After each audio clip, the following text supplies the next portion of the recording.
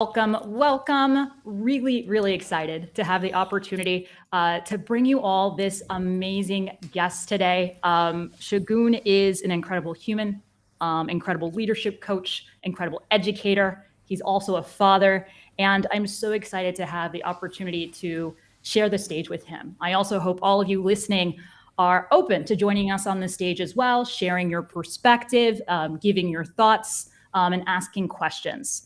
So today's topic is leadership development across the world. And I think Segun is the perfect co-host for this because he's had the opportunity to work with leaders literally all around the world. When I give him the opportunity to introduce himself, you will understand why.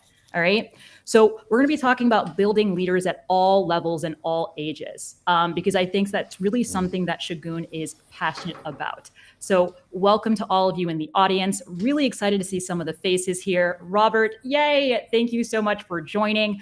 And I know all of you could be anywhere. So really appreciate that you're here with us on this Friday. And Segun, I'd love to give you the opportunity to just introduce yourself before we jump into the questions.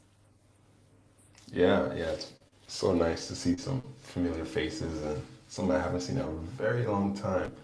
But hi everyone, my name is Segun Olagunju, but as all my American friends know, everyone calls me Shagun.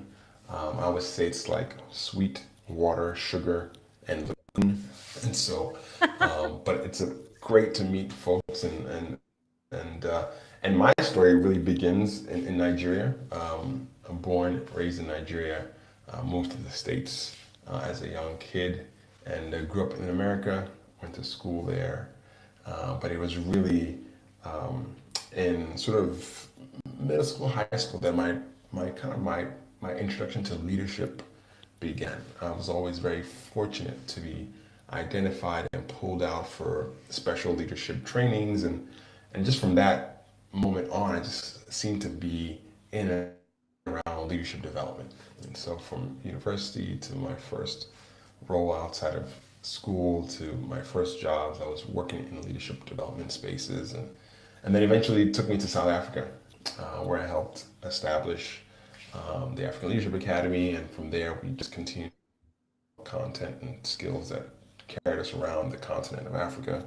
And then eventually from that, university launched, and I helped support the launch of the MBA program. And since then, I've moved back to the States and worked and consulted with friends and folks at all over the place at different age groups and different levels. And so I'm excited. One of my current partners, Sarah Merck, is on the line, and we are currently working on a project in Central Asia, working with young people in Central Asia to empower them with entrepreneurial leadership skill sets to tackle climate change and resilient landscape degradation challenges in Tajikistan, Kazakhstan, Kyrgyzstan, and Uzbekistan. So yes, I find myself in many different places than I ever imagined for a small town village kid from Erinle, Nigeria.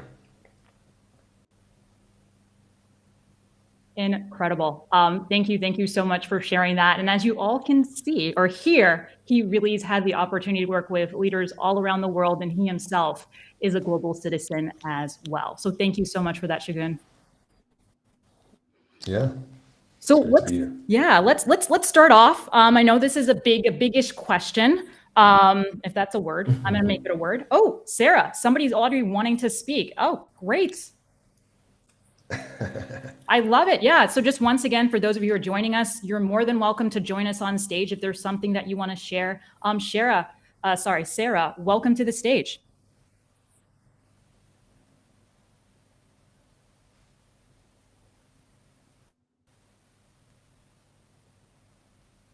All right. Well, while Sarah is working on her mic, we're going to go ahead and get started with the first question. And once again, those of you who are listening, you are more than welcome to raise your hand, join us on the stage. If there's something you want to share or a question that you have, you're also welcome to react by using the emojis if something that Segun shares really resonates. So this is a wide-ranging sort of question. I think there's many ways that you can answer this, but is leadership the same everywhere? Yeah, it's a great question. I remember when I was in South Africa, we were really trying to ask that same question from a different perspective. We were trying to understand: is there African leadership? Is there Yes. something uniquely African to leadership that we could help impart in the young people we were bringing through our academy? And there's actually a very interesting book by Dr. Raiwo Koza, if I said that correctly, but the former chairman of one of the major banks in South Africa. And he wrote a book called Attuned Leadership. And he began to sort of, uh, you know, uh, propose this concept of, attuned leadership being this unique contribution that Africa would provide to the to the discourse on leadership.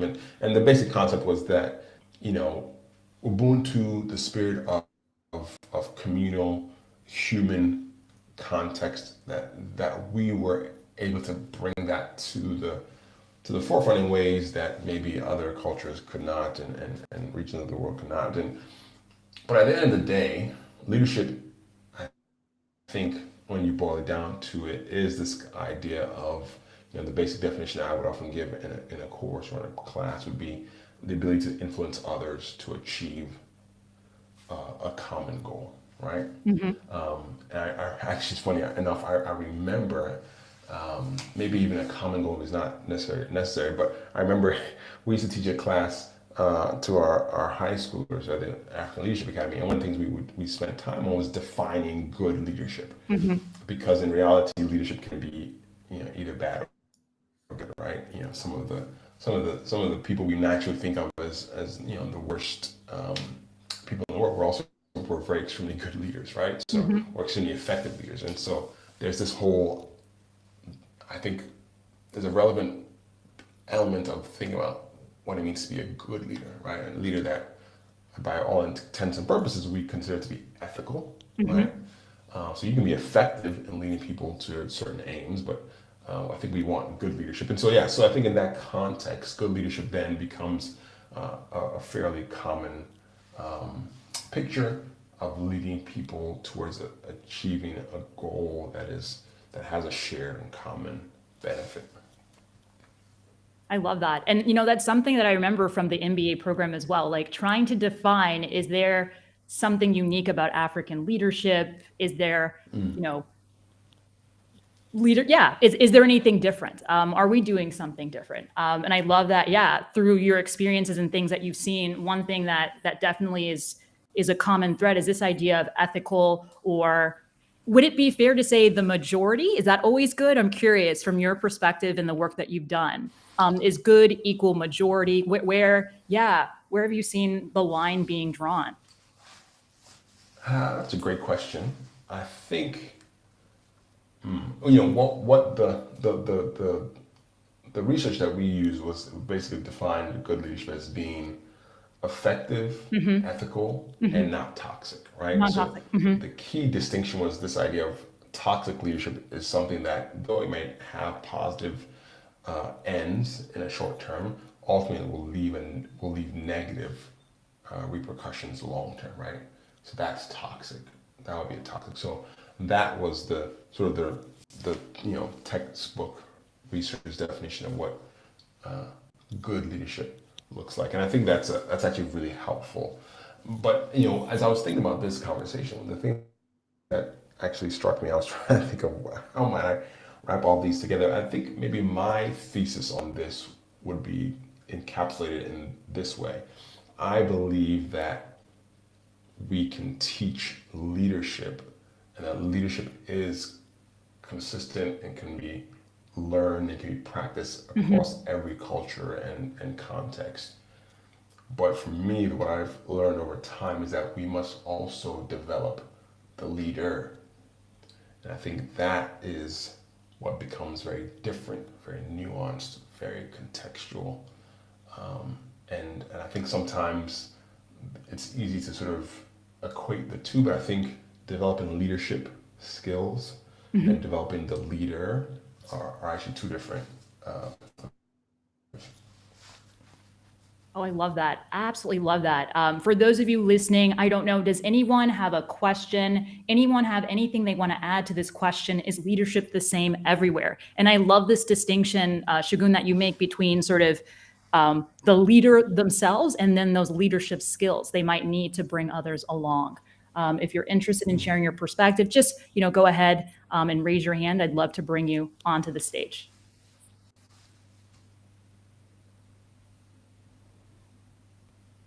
All right, Dr. Boney, or Bonnie, sorry. I'm having trouble pronouncing names today. Hi, Dr. Bonnie Wilson. Welcome. Hello, hello. I think you're muted, so you might have to unmute. Oh, no. Okay, it seems like we're having some technical difficulties. Okay.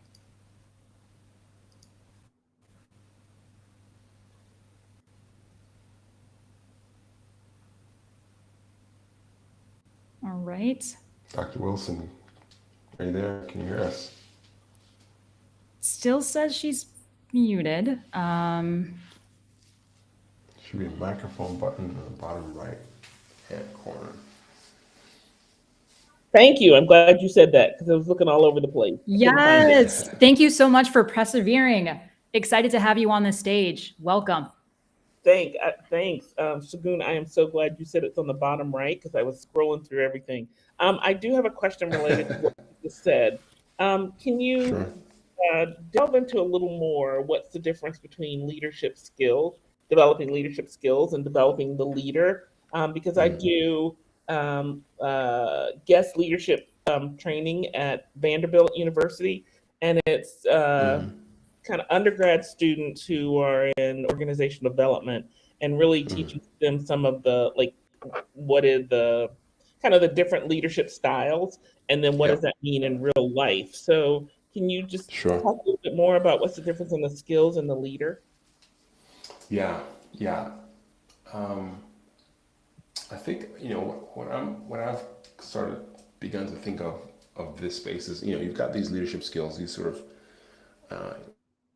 you could even call them technical skills, right? We used to do this work around presentation skills. How do you present something? How do you communicate, right? Like like you rightly said, it's the different styles of leadership. And servant leadership and the tools and skills of that work. I think of cognitive skills of leadership, right? So we do some work in my current work with polarity thinking and being able to see and be flexible in your thinking. Human-centered design work, right, around sort of creativity and a lot of different ways in which you can lead people to help influence to achieve a common goal. And then of course you have these catalytic skills that I like to call them now, right? Emotional intelligence, right? These ways in which we can learn to be better at seeing and understanding and working with people. I think those are skills that can 100% be learned and can be applied. I think by anyone to any number of situations, right? And I think for me the distinction though is that you can do all those things and still have the person in the seat applying those tools who is really wounded, walking wounded, and unintentionally oftentimes creating their own toxicity, right, in the space, right? Not actually being able to be their full selves, their whole selves, and therefore really lacking and missing out on the full potential of their leadership capacity. And I think for me that's I started to think about that distinction, and I see, Dr. Wilson, that you also spend time coaching, and as a coach myself, I think about that wheel of balance. I think about that person in the room, and for me, this is my story, right? Knowing how to talk the talk, but internally struggling with my own mental wellness, my own spiritual wellness, my own physical wellness, my own financial wellness, right? All these things, impact and sometimes, and really in many ways, chip away at our ability to be leaders I think, of ultimately of consequence and of courage. And I think that's kind of where I start to make those distinctions, right? There's technical skills we can learn and apply, but there are these sort of personal human development work that has to also be done simultaneously. Okay, thank you. That makes perfectly good sense. Oh, awesome. And so, Dr. Wilson, your work at Vanderbilt, you said you're working with undergrads. Yes, I'm a guest lecturer with another professor, another doctorate level professor who teaches this class, and I go in once a year, actually twice a year. I'm sorry, let's try that again, twice a semester. So we teach Okay. giving and receiving feedback because that's something that Yeah. we can all learn, and we also teach the Yeah. parts of kind of you look at all these different theories of leadership, and now what does it mean in real life? So she has the students do that part that you're talking about, the piece of learning all the skills, but then she has them practice it in real life. And then she also does, actually, we built the class together, so I'm saying she, it's both of us. They also go through and do case studies, but as they're doing this, they put together their own development plan for how they want to be as a leader, and they get to practice all that. Yeah, I Nice. love the I like class. that. That's beautiful. That's beautiful. That's really good. That's really good.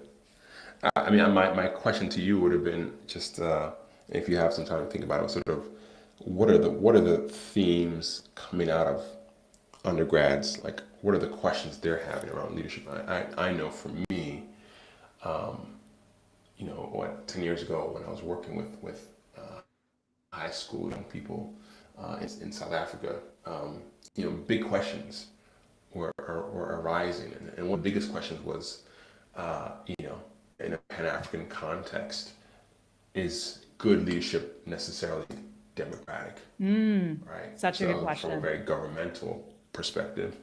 But as things have moved on and we have sort of this new generation, younger generation, I'm wondering if a lot of the things that I was learning 10, 15 years ago about sort of millennials and that this idea that command and control is no longer going to apply in the workplace. Like we need to be able to compel and wondering if you're still seeing those trends and if undergrads are still looking for those same kinds of, or asking those same kinds of questions. They are kind of. So they are Okay. expected to be leaders in the news. That's one of the things they start off with. And they walk through, is this a good leader or a bad leader? Because, so they pull up things from like, from Russia, from the States, from entertainment, and they say, here's a leader that I saw. And the discussion is, are they a good leader or a bad leader? And because of what? So they're asking, there's some, and you can't see my fingers, some old quoting quote unquote, some traditional leaders that do that command and control. And then there's others who are learning to be more flexible. So, what they're talking about a lot is should sexual orientation, all those other things that are now things we talk about a lot, should race equity, should that be a part of your leadership? And if so, or if not, why? Interesting. Interesting. Yeah, right. I'm actually in the midst of developing some content for a client of ours around this idea of executive presence. And one of the things that really struck me was an old idea around identity. And Dr. Wilson, what you mentioned just it hits me again. Like, how can we be leaders without those identities showing up, whether we want to or not, whether we like it or not? Who we are shows up when we're there, right? And I think for me that's part of the work of developing the leader within, right? Are you aware enough of the identities given, but also the ones we choose and how they show up in the space? Because the thing that I've learned even from coaching is that nothing nothing operates in a vacuum, Hmm. right? The values that we have for ourselves have to operate within a systematic and systemic world of values within ourselves, but also outside of ourselves, right? And so I can't just decide, hey, I want to be really kind at work without thinking about how I show up as a parent at home, right? And what those values then mean to who I am and how I show up. And I think, and I just think this looking at self, I think is such an important part of how we show up. And that's great. Sounds like they're getting some really great education. They get to practice by doing skits. So we put together like 5 or 6 skits and a scenario. So one of them is like a male employee has to give a female employee their performance eval. What does that look like? And there's no specifics around it. And so one of the situations that came up was someone keeps getting two employees who are of the same ethnic background confused. And what does that mean?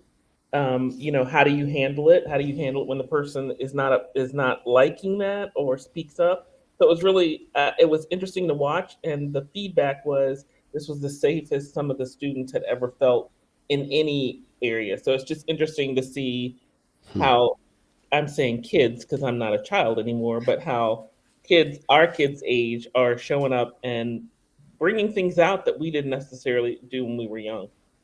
Okay, now I'm off stage. Oh, that's good. That's really good. That's great. And I think that's actually a really good segue for this next question I have here. And I think we've actually touched on this a bit. But Dr. Bonnie Wilson, thank you so much for joining us on stage and sharing your question and sharing a bit more about the work that you do. This question might be also relevant for you if you'd like to answer it after Segun shares his perspective. But Segun, you've had the opportunity to work on projects all over the world, right? You even mentioned right now you're working on one in executive presence, and you've talked a bit about the difference sort of between like technical leadership skills and this more introspective inner game that you think is also incredibly important for leaders to consider. What are some of the core elements of a successful leadership program in your perspective? Yeah, that's such a good question. I think I've been chasing this formula for a while. I'm trying to replicate it again. I think for me, it really is. Well, let me say this. First of all, I am naturally a relational person, and I think this again gets the place of understanding yourself, right? So my natural instinct, my natural intuition, my natural sense of success is relationship based. So I learned early on in my career that I would rather spend 2 years with 10 people than reach 1,000 in 2 weeks. That's just how I naturally see and believe things work best, right? And so for me, it's that colors, right, how I define success. And sometimes bias is, it creates some judgments, right, from when others approach it differently. And I have to be mindful of that. But so for me, I can't divorce a good leadership program without having a sense of community. Oh, I love Right? this. Of Yeah. community, the sense that we have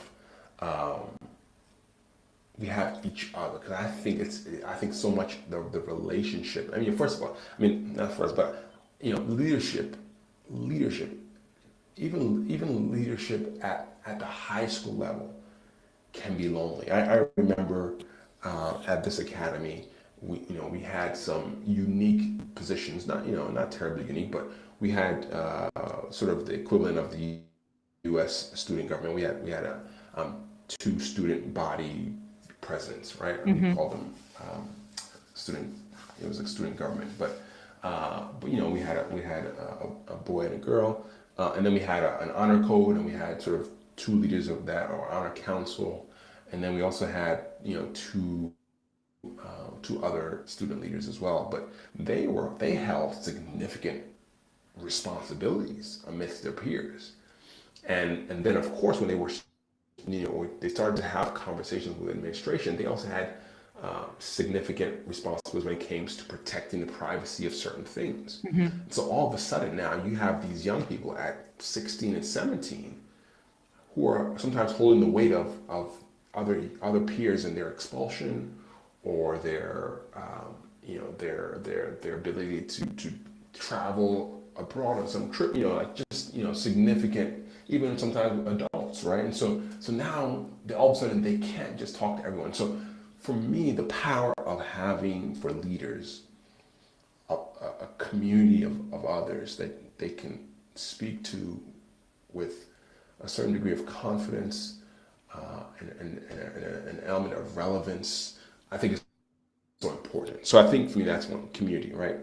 Building a strong community that creates not only a safe space, but I love this language. I've been trying to employ more, not just a safe space, but a brave space. Ooh, I love Brave that. space Yeah. for folks.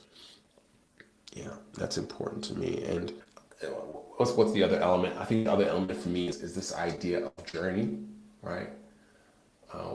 There's a certain humility in the recognition that leadership is not a linear trajectory. Mm-hmm. And in fact, you will often learn the most through the downturns, right? And so it's in the valleys that oftentimes our greatest life lessons and learnings are forged. And so we have to have enough humility to recognize that in the program. And for me, what that meant is that not everyone's going to get it. Mm-hmm. Not everyone's going to buy into it. But can they understand what's at the root, what the premise, what the thinking is behind it, and allow them the space, the freedom, the humanity to kind of live life and come back to it. Because that was often true for me. There's lessons I learned about leadership that only came years after I learned them or I heard them, I should say. I think the other thing I would say is like there's got to be a key component if community and is important, and if this idea of as I mentioned is also important. But I also think there's got to be a place for this idea of journey, that's important. But there's also got to be this place for reflection. Mm-hmm. I think reflection is such a again, to me, it gets to that part of it's a cognitive but also the human development piece, right? I think the reflection gets you to think about what you've heard. It's got to be more than just the hearing or even the doing, right? That ability to stop and reflect on what you've heard and what you've tested, to really deepen the neural pathways, right? To begin to like reinforce those cognitive linkages that are being made, I think is really, really important. So those are just three, I'll say.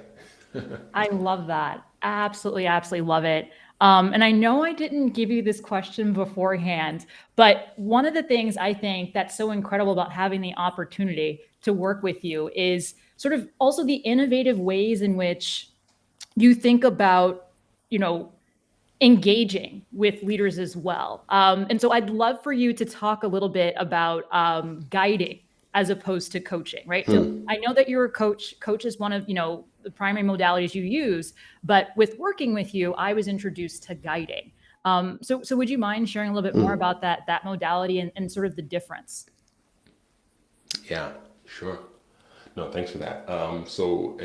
One of I've had the fortune of joining with two partners to start basically what we would consider different kind of consultancy, right? And we focus on helping transform organizations and help them become thriving from the inside out, really through their people, becoming people-centered organizations. And one of the things we talked a lot about is sort of how do we want to do that? And we this idea of guiding became central to our work. And guiding really is a sort of an amalgamation of many different helping practices.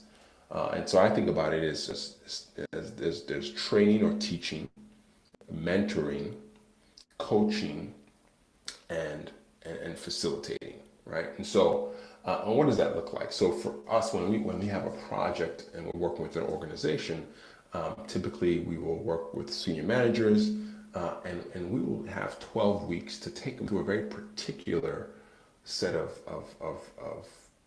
technical skills or training, right? And so what we have to do though as guides is we need to employ this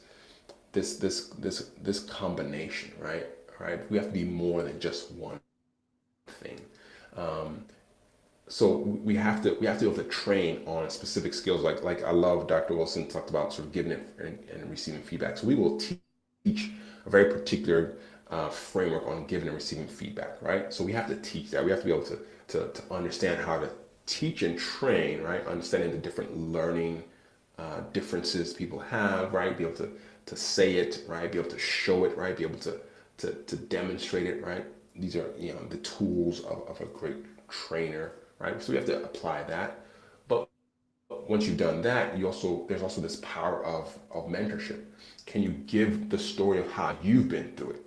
What happened when you did that? Use that giving and feedback tool, right? Give them confidence, right? To be able to do that. But then sometimes you have to be able to apply a coaching modality, as you mentioned, right? Right. Sometimes it's important to give them space to figure out and ask questions and lead themselves to the answers, right? You can't always give them everything, right? So as you continue to go through this process of development, and again, the journey is built into this because it's a 12-week experience, right? You get to move beyond just the initial, here's the information, right? You get to move beyond just, okay, here's what I did or here's what I didn't, but you get to walk with them through the practice. And that's where coaching becomes really powerful, like allowing them to think and to reflect and to ask and to come to their own understanding and to their own approach. And all along the way, you're kind of facilitating the space, right? Facilitating, creating safety and creating learning opportunities. And so all those things together we call guiding, and it's something that we're trying to bring more and more to the work we do and helping transform organizations and helping to develop, thriving, holistic individuals at work. Thank you. Yeah, just thank you so much for sharing that. I just felt like it was an important thing to also, I think, talk a bit about, in addition to these core elements that you've mentioned, in order to have a successful development program, right? Recognizing the how, right? How the external support or even the internal support is, guiding them, or to use your word, but in this case, sort of taking them on this journey, and being really intentional about that as well. Indeed. No. Yeah. I'd love to pause here and just once again, just check in with all of you in the audience. Does anyone have a question so far? Does anyone have anything they'd like to share from their perspective, whether it's about, their perspective on the core elements of a successful leadership program, or if anyone wants to learn a little bit more about guiding, please feel free to raise your hand. All right. Excited to see some of my regulars. Welcome. Hey, can you hear me? Yes, glad to see you. Okay. So again, phenomenal. I just love listening to everything you've had to add. I've been doing a lot of thumbs up because I'm like, this guy's on point. So, because I share a lot of originally from Chad, Africa, but I love when you say leadership at all levels. One of the things that I encountered when I was in Zambia 2 years ago, working with 18 to 24-year-olds in agriculture, is they were, my job was to help them in the technical aspect. But what I also loved doing was, in the sense, coaching and talking to them about leadership, because again, I think it's globally, but also within the African context, we have this perception of leadership because someone's government, someone's heading up a school, someone has some big titles, and it just automatically goes to that, growing up in that culture. But I said to them, no, your leadership is around you here, because you've shown leadership qualities, but you just don't have the language attached to it yet, right? The academia language that because some of y'all won't have the opportunity maybe to go to Lusaka, to go to university and all of that stuff. So I was helping to build a context within build understanding within their context of what leadership looks like and how they're demonstrating that on the farm, to their Right. peers, to the community. I said that is as good as a leadership. Like I've sat in boardrooms. You've shown greater leadership in this, and I tell you why, and giving concrete examples of that. And I'm also I live in Dallas, Texas. I work with eighth grade students and on campus suspension students. So students who have issues in their classrooms are suspended, they still have to come to school, but they'll spend the day with me. And one of the things I love about that is opportunity to talk to them about leadership. Because if you don't get the kids between 7th and 8th, by the time they get to high school, it's an upward battle to really influence behavior. So, yes, I have to make sure they do their schoolwork, but it gives an opportunity to talk about leadership with them and saying that, you can't be walking this direction when the bell's about to ring in 30 seconds and then run the other direction when you're late, but you got to show leadership with your peers and demonstrate through examples and that and the things you're doing. So again, it's not really a question, but just a comment because I resonate with that. That I don't know, Sardinia, but to encourage people in the world they're in to find leadership examples that they can grab onto. Thanks again. I appreciate you. Yeah, that's great. Thanks for the work you're doing, my friend. Thank you. Thank you so much for that. Samira, are you there? Yes. Can you hear me? Yes. Happy Friday. Welcome. Okay. Thank you. Same here, not a question, but just a comment on how I resonate with what he said and the fact that he uses the term guide instead of coach, or because guiding has like everything embodied in that, from coaching, mentoring, guiding. And I'm starting something myself which I call Guided by Sam Lee. Sam Lee is my nickname, sort of. So when I was looking for the name, I was like, I don't want to say I'm a coach and I don't want to say I'm a mentor, because it's like I might do a little bit of everything. So I was like, okay, just go with guided. So I'm guided by Sam Lee. So that's when he was talking about guide, I was like, aha, someone gets me. Yeah. And yeah, so basically I'm an engineer, so I'm guiding young engineers on like not to do what I did basically at the start of their career. And that's something I'm passionate about. So it's just to get the word out there. If anybody knows any young engineers, please let them talk to me before they start anything crazy. Because I have some experience in that. And also when we talk about building leadership skills, I mean, I know we're talking corporate and everything, but every time I think leadership, I think about my niece, my 8-year-old niece, because she sort of is my inspiration for Guided by Sam Lee. Okay. Also, because she's very smart. She started speaking. I mean, we're having full-on conversations when she was 2 years old, and in school, she's very eloquent. They see her as like, the person to lead the group and things like that. And she likes it. She likes the whole, and I like how she's being raised to speak out and be, assertive, how she feels and things like this is not something that I am used to because I didn't grow up that way. We grew up fearing our parents and not being able to say anything. And the whole leadership thing starts from there.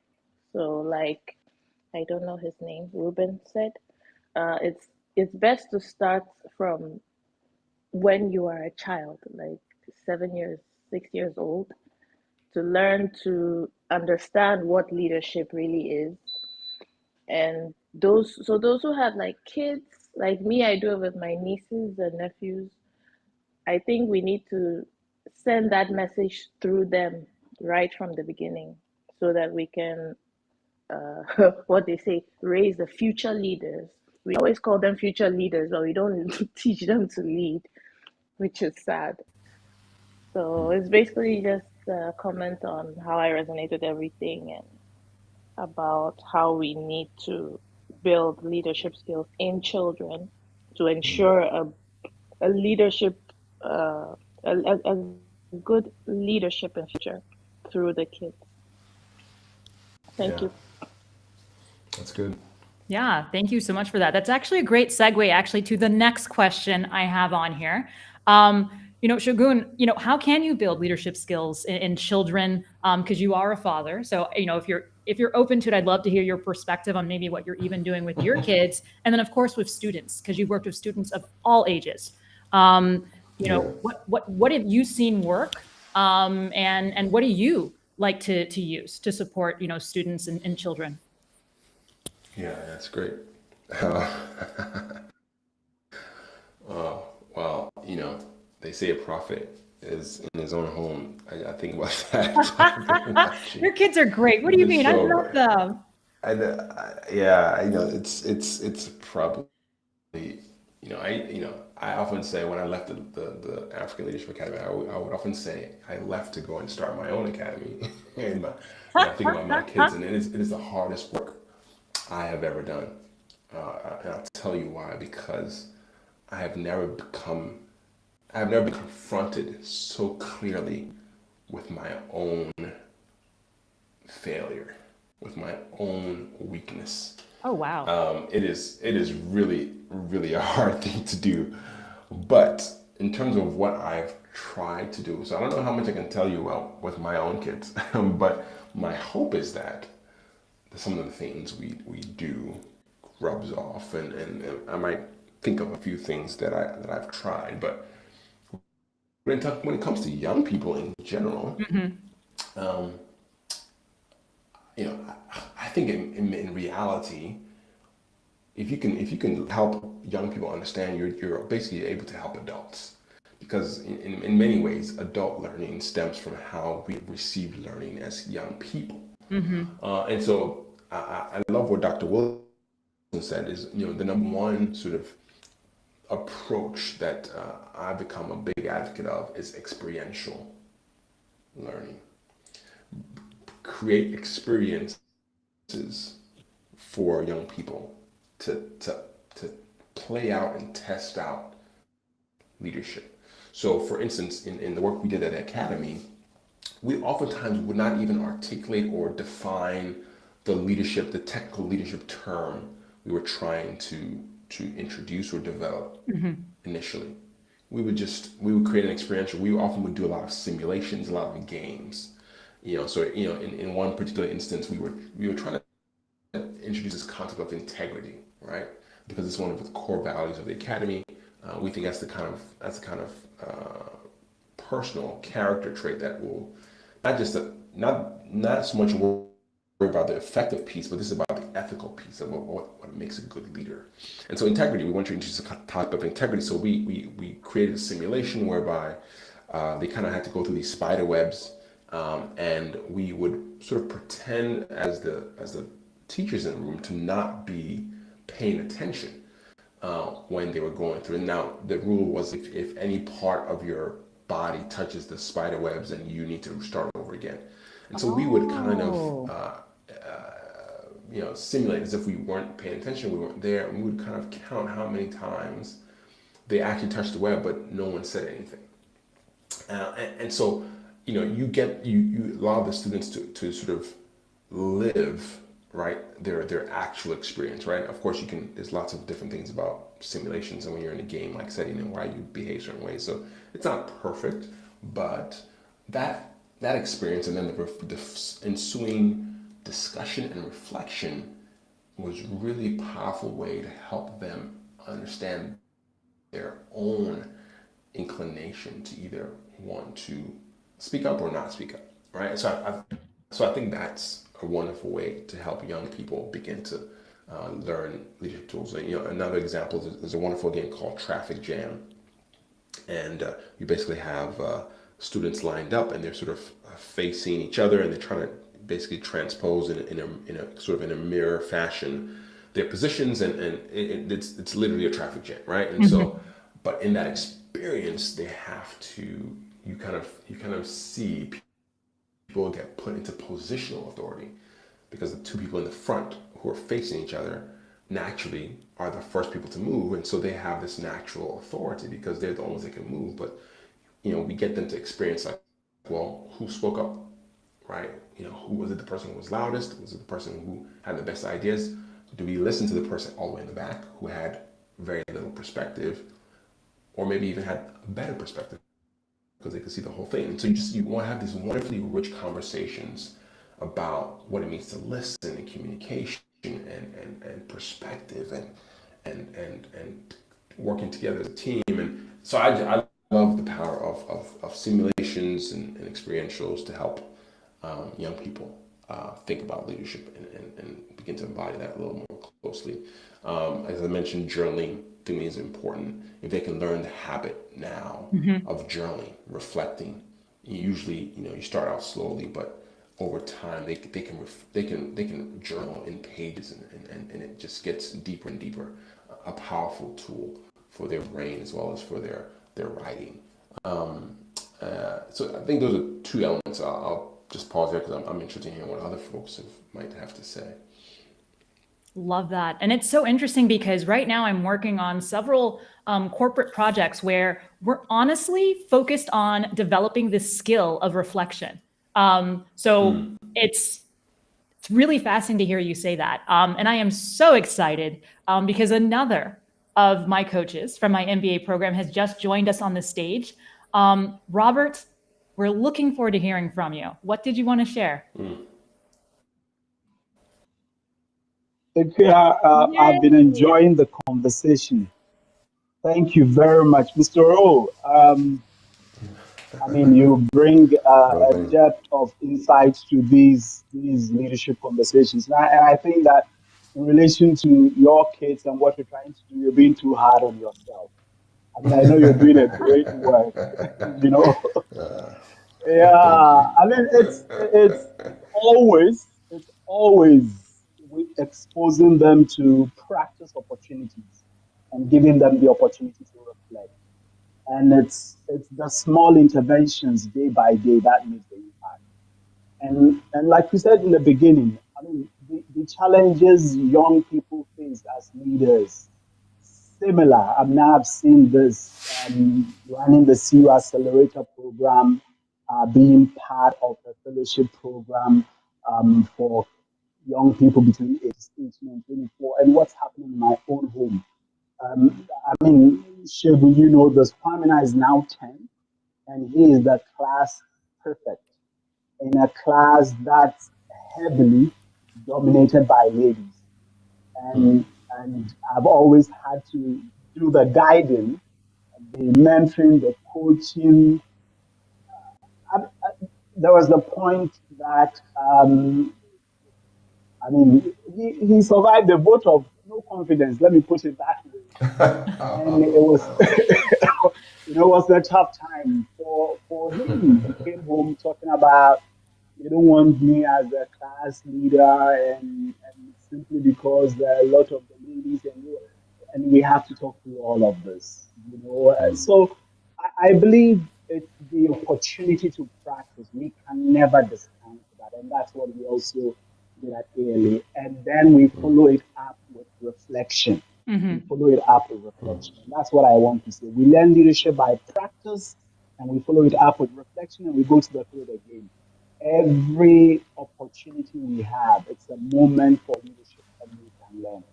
But I love the conversation. I love what you're sharing, and all the other guests what they are sharing. This is beautiful. Thank you. Well, Robert, it's so good to hear from you, my friend, and it's been too long, and so hopefully we will connect soon. But something you said reminded me of one of the things that I've become more aware of in my own home, and it's something that I do try to bring to the work that I do in leadership development, but that's this concept of modeling. I think modeling is so important in our leadership programs. I think it's, whether it's working with young people, whether it's a good leadership program, I think we have to have the ability to model what we want people to be. I think it is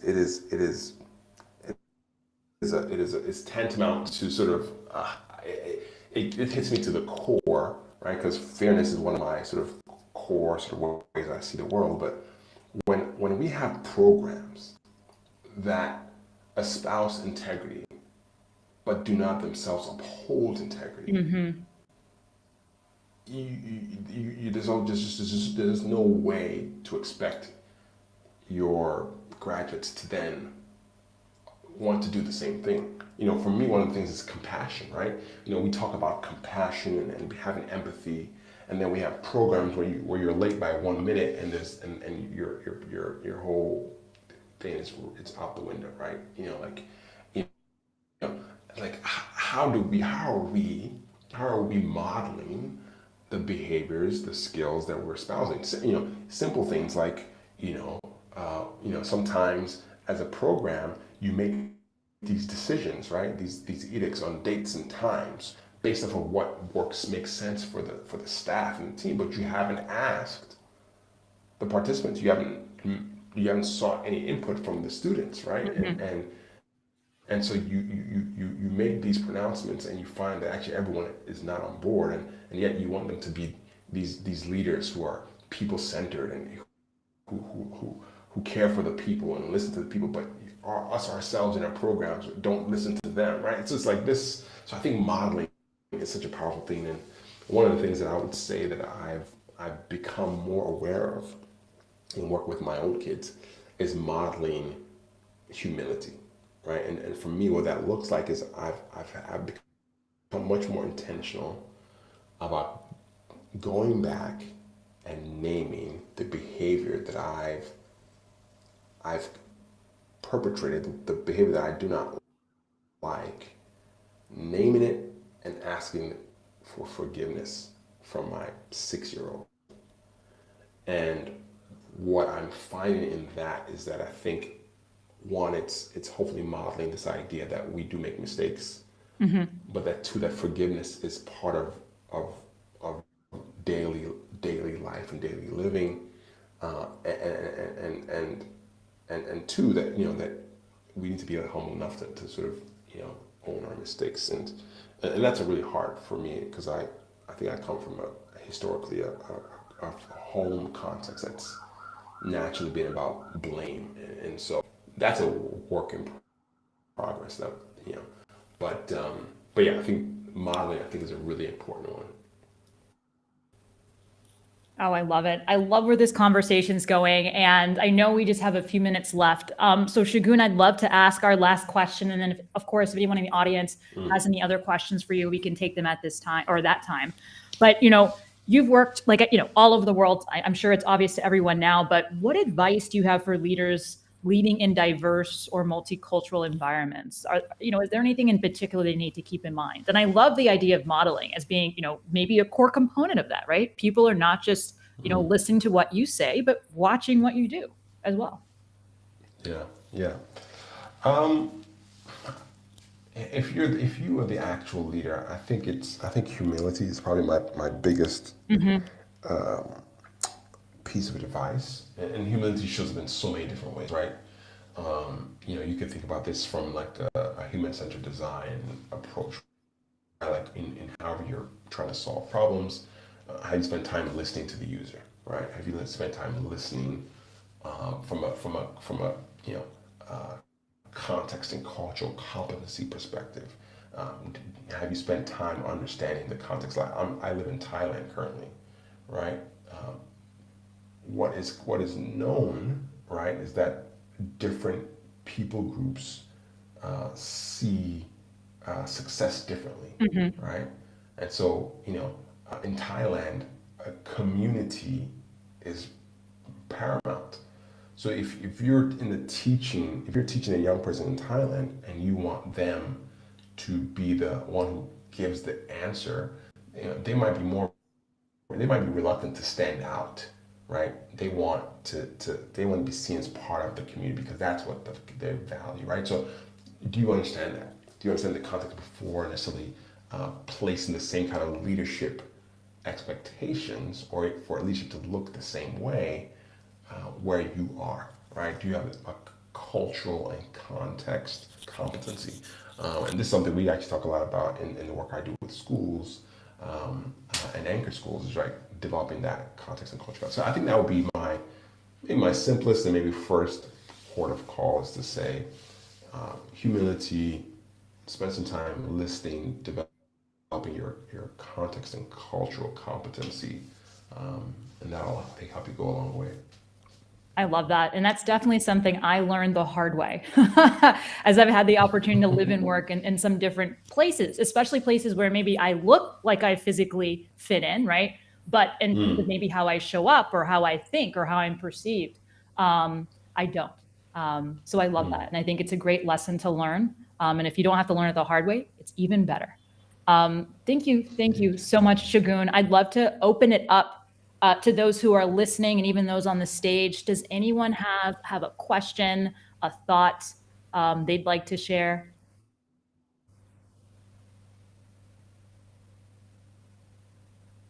See, there's some applause. I don't know if you were watching, Segun. There was a lot of things happening in the audience, a lot of reactions, positive reactions to a lot of what you were sharing. But Ruben, I saw that you unmuted. Please go ahead, and then we'll have Dr. Wilson. Yeah, this one is just a question, because I have two of my apprentices out of Zambia who live in Livingston, Nyame-Mensah and Lillian, on the line. So this is one of the requirements, is to follow this podcast. Yeah. And my heart is for really rural Africans, because there's a disconnect in urban Africa developing, believing which is rural Africa will still make 60 to 70% of Africa. So when people talk about Africa and its ever-growing population of young people under 35 and the work, yeah, but you have to remember, it's still a lot of them live rurally. So this is a way for me to connect and give opportunities for them to have ownership of their own education without necessarily having to go to the capital. That's great. Question: keep young people, especially really tough situations, to show confidence, and be able to, to encourage them to keep going and grinding and making, keeping focused on the things in front of them, if that makes sense. Because I love Nyame-Mensah and Lillian to hear advice from somebody who's worked with young people like that. So I lost you there for a bit, but the essence of it is about helping. What can I help give them confidence? Yes. Yes. What advice? The advice I give to all the young Africans that I work with is, know that your experience is incredibly valuable. You are actually the best person to help lead, right, in your country, because you know your people, you know the language, you understand the history. You are best positioned than any outsider who might want to come and parachute in and try to fix things, right? And so know that just by that, you already have a powerful tool, an asset in your tool belt.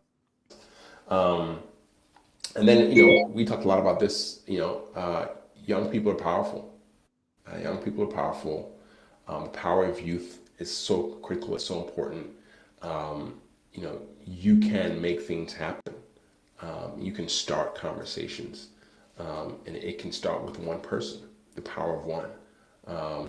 So I would always, I've always been inspired by the ideas and values of the African Leadership Academy. So any rural African young person, I would always say, go to the website, read about what young people there are doing and the stories that are being told of young people and young entrepreneurs.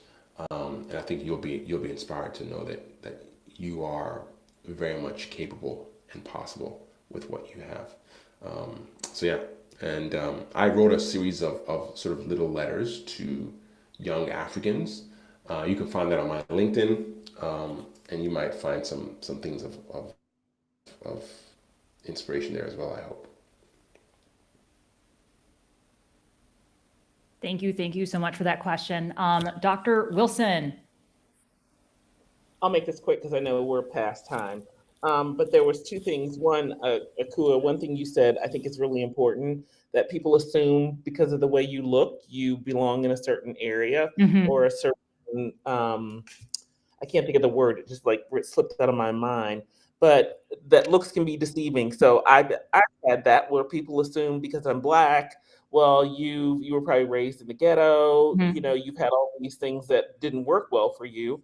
And I actually went to private school and private colleges, so it's not always true. But I also, as Segun was saying, be humble to speak that out loud and say, look, there's different mindsets.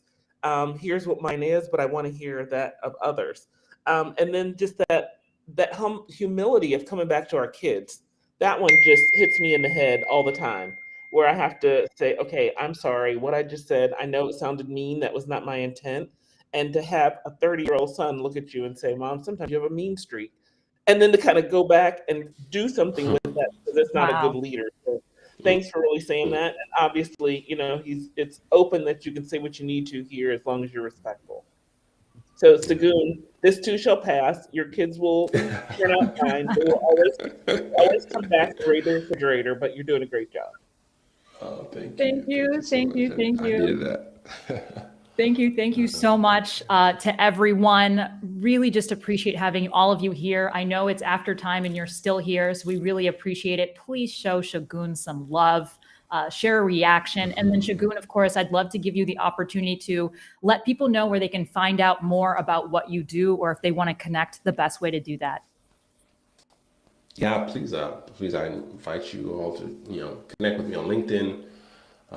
In my work, I mostly pretty much primarily only talk about my work and my roles there. So happy to share more, and you can follow the work we do with schools and Anchor Schools, or the work we're doing with organizations and teams in the corporate and governmental space through Unison Solutions. Welcome any questions, and happy to talk about my work in schools previously as well. So. All right. Well, thank you so much, Segun. I know it's late where you are, and you've gone above and beyond to join us today. So I'm just so appreciative, and I always learn so very much whenever I have the chance to engage with you. And I hope all of you've learned something today as well. Thank you also very much for joining me this Friday. Have an amazing weekend, and thank you again. Bye, everyone. Thanks for this, Priya. Yeah. Cheers, everybody.